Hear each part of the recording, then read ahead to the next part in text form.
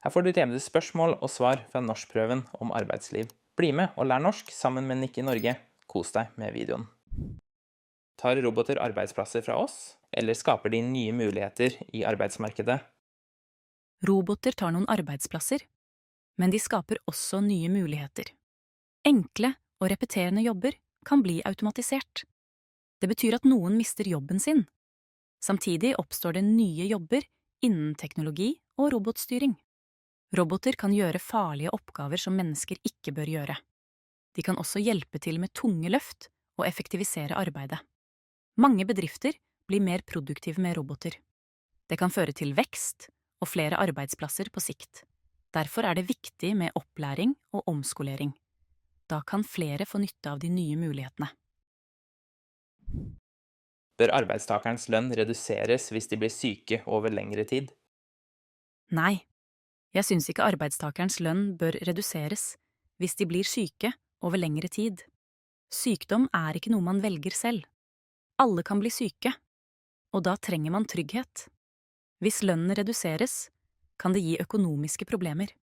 Det kan også føre til at folk går på jobb, selv om de er syke. Det er ikke bra for dem eller kollegaene. Norge har et godt velferdssystem som beskytter syke. Arbeidsgivere og staten deler ansvaret. Det er viktig med støtte når man trenger det mest. Derfor bør syke ansatte beholde lønnen sin. Hvordan kan integrering på arbeidsplassen forbedres? Integrering på arbeidsplassen kan forbedres på flere måter. Først og fremst bør man ha et inkluderende arbeidsmiljø. Arbeidsgivere kan tilby språkopplæring for dem som trenger det. God kommunikasjon er viktig for samarbeid. Det hjelper også å ha en fadderordning for nye ansatte. Kulturforståelse og respekt for forskjeller bør læres bort. Felles aktiviteter kan styrke samholdet. Ledelsen bør være tydelig på at alle er like verdifulle. Mangfold på arbeidsplassen gir flere perspektiver. Det gjør arbeidsmiljøet rikere og mer spennende. Med små tiltak kan integreringen bli mye bedre. I hvilke yrker tror du det vil bli økt behov for arbeidskraft i fremtiden? I fremtiden tror jeg det vil bli økt behov for arbeidskraft i helse- og omsorgsyrker. Befolkningen blir eldre, og flere trenger pleie og hjelp. Det vil også være behov for flere lærere og barnehageansatte. Teknologiutviklingen gjør at vi trenger folk innen IT og digital sikkerhet. Klimaendringer skaper behov for yrker innen miljø, energi og bærekraft. Håndverkere som elektrikere og rørleggere vil fortsatt være viktige. Transport og logistikk vil også ha stor betydning, særlig med netthandel. Psykologer og andre som jobber med psykisk helse blir også viktigere. Det samme gjelder de som kan jobbe med integrering og språk. Fremtiden krever både teknisk kunnskap og omsorgsevne. Bør pensjonsalderen økes, eller bør den forbli som den er i dag? Pensjonsalderen bør kanskje økes litt, fordi folk lever lenger og er friskere enn før. Mange eldre ønsker å jobbe lenger. Det kan også være bra for økonomien i samfunnet. Flere i jobb betyr mer skatt og mindre utgifter til pensjon. Men det er viktig å ta hensyn til helse og yrke. Noen har tunge jobber og klarer ikke å jobbe lenge. Derfor bør det være fleksibilitet i pensjonsalderen. De som vil og kan jobbe lenger, bør få mulighet. Samtidig må de som trenger å gå av tidligere, få støtte. En rettferdig løsning passer best for alle. Pensjonsalderen bør tilpasses dagens samfunn. Hva er fordelene og ulempene ved å ansette personer over 50 år? Å ansette personer over 50 år har både fordeler og ulemper. En stor fordel er at de har mye erfaring. De er ofte stabile og lojale ansatte. De tar ansvar og kjenner arbeidslivet godt.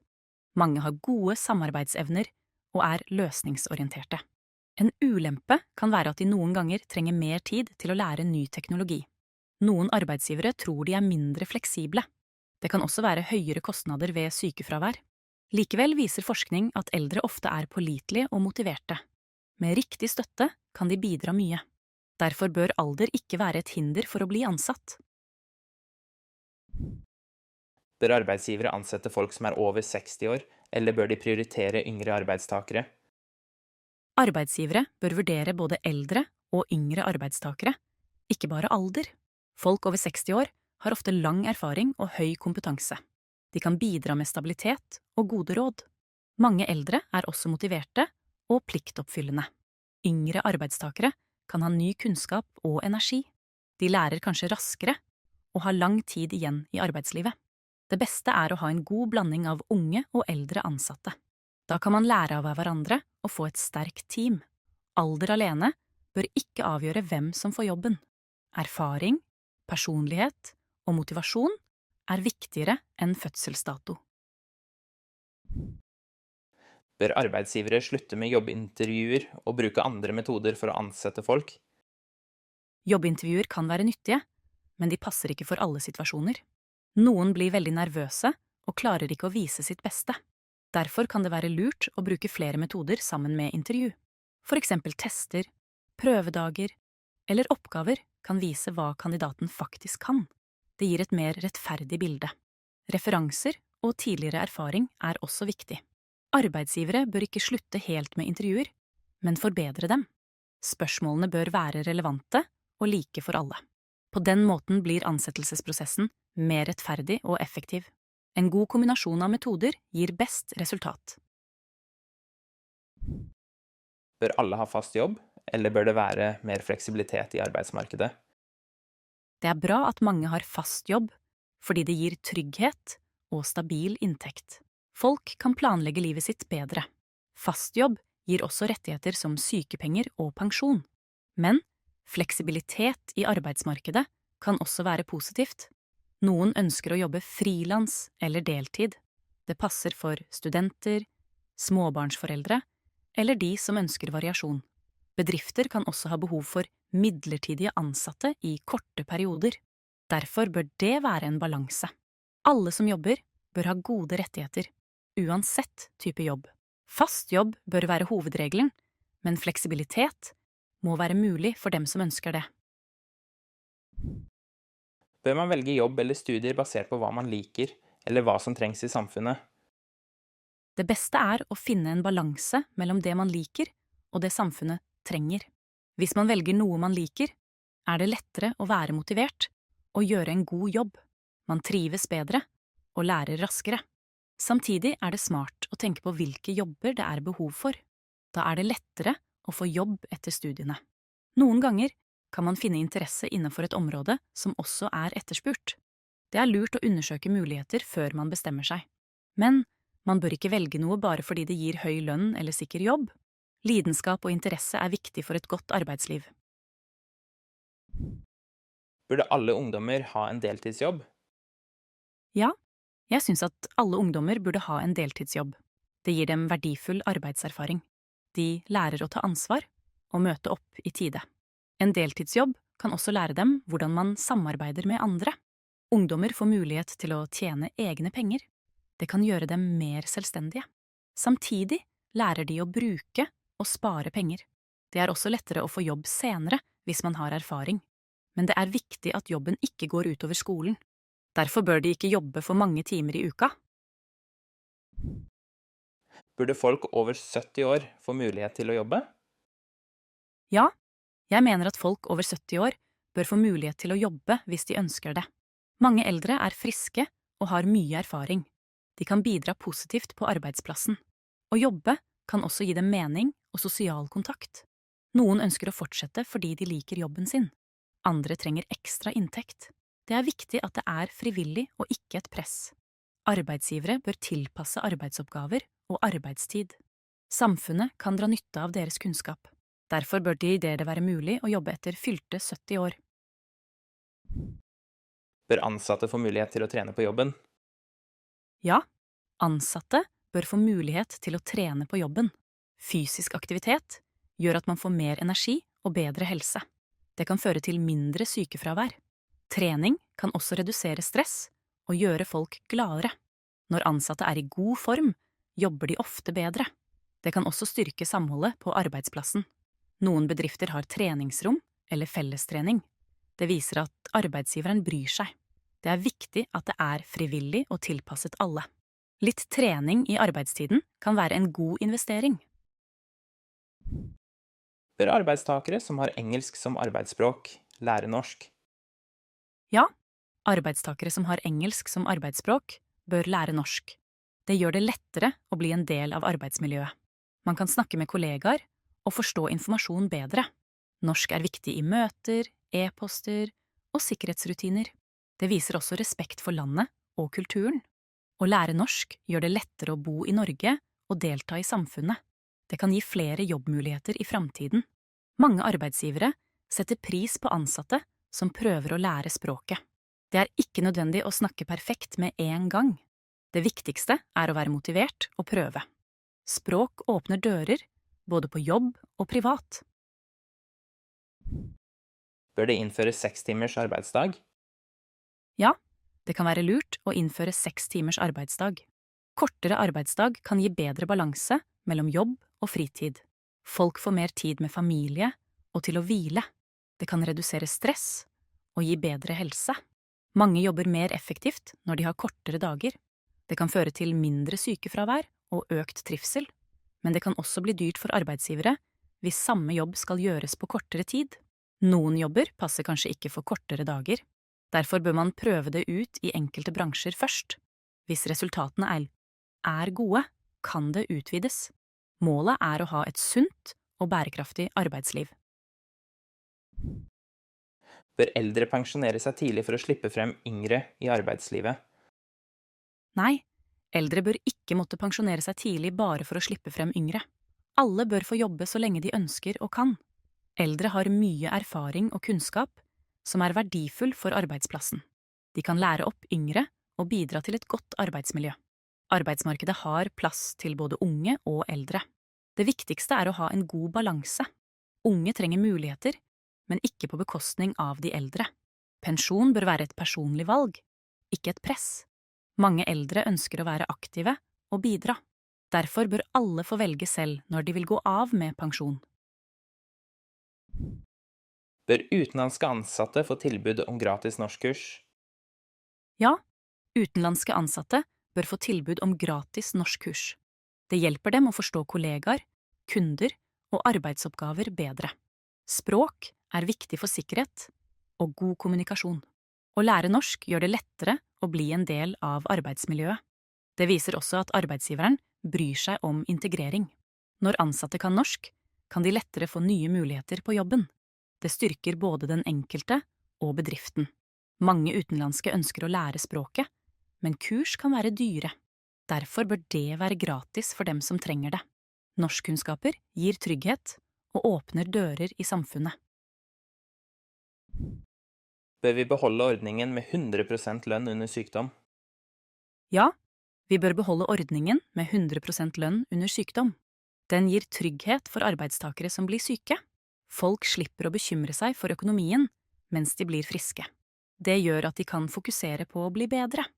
Ordningen bidrar til et trygt og stabilt arbeidsliv. Mange land har dårligere ordninger, og det kan føre til at folk jobber selv om de er syke. Det er ikke bra for hverken dem eller kollegaene. Selv om det koster mye, er det en viktig investering i folkehelsa. Arbeidsgivere og staten deler ansvaret, noe som gjør ordningen rettferdig. Derfor bør vi beholde den slik den er i dag. Hva innebærer et godt arbeidsmiljø? Et godt arbeidsmiljø innebærer at folk trives og føler seg trygge på jobben. Det skal være respekt mellom kollegaer og god kommunikasjon. Alle bør bli hørt og tatt på alvor. Arbeidsgiveren bør legge til rette for samarbeid og støtte. Det er viktig med klare oppgaver og rettferdig behandling. God ledelse og tilbakemeldinger skaper trygghet. Et godt fysisk miljø er også viktig, som lys, luft og ergonomi.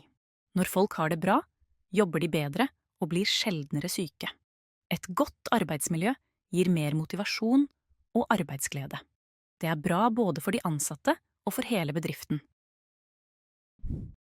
Hva kan gjøres for å redusere sykefraværet på arbeidsplassen? For å redusere sykefraværet på arbeidsplassen kan man gjøre flere ting. Det er viktig å ha et godt arbeidsmiljø med støtte og respekt. Arbeidsgivere bør tilrettelegge for ansatte med helseplager. Fleksibel arbeidstid kan hjelpe mange. Fysisk aktivitet og pauser i løpet av dagen kan forebygge sykdom. God ledelse og klare forventninger reduserer stress. Det er også viktig å forebygge konflikter og ha god kommunikasjon. Arbeidstakere bør få mulighet til å snakke med lege eller psykolog ved behov. Opplæring i ergonomi kan hindre belastningsskader. Kortere arbeidsdager kan være en løsning i noen bransjer. Forebygging er alltid bedre enn behandling. Hva kan være grunnen til at noen er borte fra jobben selv om de ikke er syke? Det kan være flere grunner til at noen er borte fra jobben uten å være syke. Noen kan ha personlige problemer eller familieutfordringer. Andre kan være slitne eller utbrente, men ikke ha fått en diagnose. Noen trives kanskje ikke på jobben eller har konflikter med kollegaer. Dårlig arbeidsmiljø kan gjøre at folk holder seg unna. Noen har kanskje ikke motivasjon, eller føler at jobben ikke gir mening. Stress og høyt arbeidspress kan også føre til fravær. Enkelte kan mangle ansvarsfølelse eller bruke systemet feil. I noen tilfeller handler det om dårlig ledelse eller manglende støtte. For å løse dette må man finne årsaken og ha god dialog. Et godt arbeidsmiljø kan redusere unødvendig fravær. Hva karakteriserer en god ansatt? En god ansatt er pålitelig og gjør jobben sin til rett tid. Personen tar ansvar og viser initiativ. En god ansatt samarbeider godt med kollegaer og bidrar til et godt arbeidsmiljø. Det er viktig å være positiv og løsningsorientert. Å være fleksibel og villig til å lære nye ting er også en styrke. En god ansatt møter opp i tide og holder avtaler. De kommuniserer tydelig og gir beskjed ved problemer. Respekt for andre og evne til å lytte er viktig. En god ansatt tenker på både kvalitet og effektivitet. De er en ressurs for både kollegaer og arbeidsgiver. Hva kjennetegner en god leder? En god leder er tydelig, rettferdig og støttende. Hun eller han gir klare beskjeder og forventninger. En god leder lytter til de ansatte og tar dem på alvor. Tillit og respekt er viktig i lederrollen. En god leder motiverer og gir ros når det er fortjent. Samtidig må lederen kunne gi konstruktiv kritikk på en god måte. Det er viktig å være tilgjengelig og vise omsorg. En god leder tar ansvar, også når det er utfordringer. Hun eller han skaper et godt arbeidsmiljø der alle føler seg trygge. En god leder får folk til å yte sitt beste. Hva menes med taushetsplikt, og hvorfor er det viktig? Taushetsplikt betyr at man ikke har lov til å dele informasjon om andre uten tillatelse. Det gjelder spesielt opplysninger om helse, familie, økonomi eller andre private forhold. Taushetsplikt er vanlig i yrker som helse, skole og barnevern. Det beskytter personvernet og gjør at folk kan føle seg trygge. Hvis man vet at informasjon holdes hemmelig, tør man å være åpen. Taushetsplikt bygger tillit mellom ansatte og brukere eller pasienter. Det gjelder også mellom kollegaer på arbeidsplassen. Brudd på taushetsplikten kan få alvorlige konsekvenser. Derfor må alle som har taushetsplikt, vite hva reglene sier. Det er viktig for å skape trygghet og respekt i arbeidslivet. Hva synes du om at folk over 60 år får en ekstra ferieuke? Jeg synes det er en god idé at folk over 60 år får en ekstra ferieuke. Eldre arbeidstakere har ofte jobbet i mange år og fortjener litt mer hvile. Kroppen trenger kanskje mer tid til å hente seg inn. Den ekstra ferieuken kan gi bedre helse og mindre sykefravær. Det kan også gjøre at flere orker å jobbe lenger. Mange eldre har også familie og barnebarn de vil bruke tid med. Den ekstra friheten viser at samfunnet verdsetter deres innsats. Det er en liten kostnad for arbeidsgiver, men en stor fordel for den ansatte. Ordningen gjør det mer attraktivt å stå lenger i arbeid. Derfor synes jeg det er en rettferdig og klok løsning. Hvilke yrker tror du vil forsvinne eller bli uviktige i fremtiden? I fremtiden tror jeg noen yrker vil forsvinne eller bli mindre viktige på grunn av teknologi og automatisering. For eksempel kan kassajobber bli færre fordi mange butikker får selvbetjening. Sjåføryrker kan bli borte når selvkjørende biler blir vanlige. Enkle kontorjobber som handler om registrering og papirarbeid, kan også forsvinne. Roboter og kunstig intelligens kan gjøre mange rutineoppgaver. Samtidig vil det komme nye yrker, særlig innen teknologi og miljø. Jobber som krever kreativitet, omsorg eller menneskelig kontakt vil fortsatt være viktige. Derfor er det viktig å være åpen for læring og utvikling. Framtidas arbeidsliv vil kreve nye ferdigheter. Hvilke yrkesgrupper er de viktigste i samfunnet? Mange yrkesgrupper er viktige i samfunnet, og det er vanskelig å velge bare noen. Helsepersonell som sykepleiere, leger og omsorgsarbeidere er svært viktige. De tar vare på folks helse og redder liv. Lærere spiller også en stor rolle, fordi de utdanner framtidens arbeidstakere. Politi og brannvesen sørger for trygghet og sikkerhet.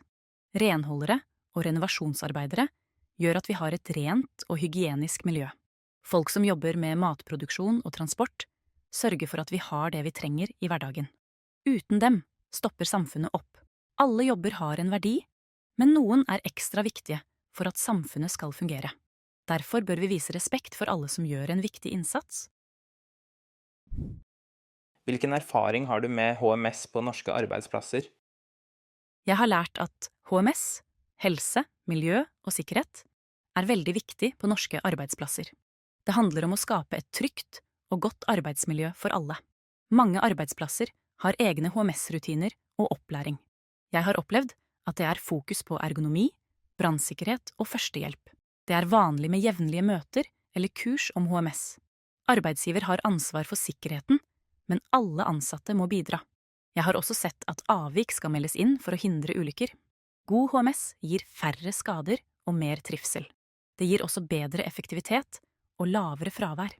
Jeg synes HMS er en viktig del av arbeidslivet i Norge. Hvordan er arbeidskulturen i Norge sammenlignet med i andre land? Arbeidskulturen i Norge er ganske spesiell, sammenlignet med mange andre land. Det er flat struktur, og ansatte snakker ofte direkte med sjefen. Det er vanlig med korte arbeidsdager og mye tillit. Folk kommer presis og holder avtaler. Samarbeid og likestilling er viktig på norske arbeidsplasser. Mange har fleksibel arbeidstid og fokus på balanse mellom jobb og fritid. I noen andre land er det mer hierarki og lengre arbeidsdager. I Norge forventes det at alle tar ansvar og jobber selvstendig. Arbeidsmiljøet er ofte uformelt, og det er vanlig å bruke fornavn. Mange opplever den norske arbeidskulturen som trygg og rettferdig. Hvordan kan vi tilrettelegge for at eldre skal stå så lenge som mulig i jobben? For at eldre skal kunne stå lenge i jobben, må vi tilrettelegge godt. Det kan være lurt å tilby fleksibel arbeidstid eller deltidsstillinger. Eldre bør få mulighet til lettere arbeidsoppgaver hvis det trengs. God ergonomi og pauser er viktig for helsa. Arbeidsgiver bør ha dialog med den ansatte om behov og ønsker. Kompetanseheving og opplæring gjør at eldre kan henge med på endringer. Det er viktig å vise respekt for deres erfaring og kunnskap. Et godt arbeidsmiljø gjør at folk trives lenger. Eldre ansatte kan også få mentorroller og veilede yngre kollegaer. Med riktig støtte kan mange jobbe lenge og bidra positivt.